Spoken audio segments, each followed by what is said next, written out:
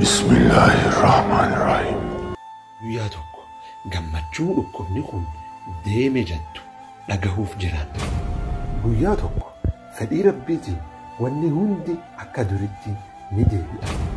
Guyyaa tokko imaamni mihraaba seenee, daldalaan dukkaana seenee, shifeerri immoo taaksii keessa seenee, hojjataan garuu biiroo isaa keessa seenee tasgabbiidhaan hojii isaa jalqabuuf jiraata. Guyyaa tokko sodaa fi waswaasa keessa jirru kana keessaa baanee qalbiin teenya tasgabbii argachuuf jiraatti.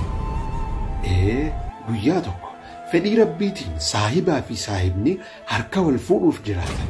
Guyyaa takka minaaraa masjidoota keenyaa gubbaa azaanni dhagahamee musliimoonni immoo azaana jalaa awwa'atanii jama'aan salaachuuf deemu.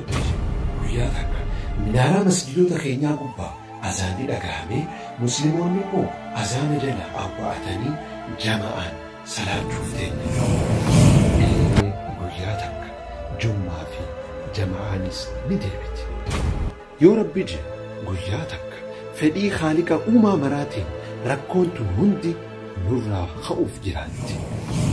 Rabbii keetitti zannii tole jiruu ta'e tasgabbii fi nagayaan isaaf ajajamaa jira.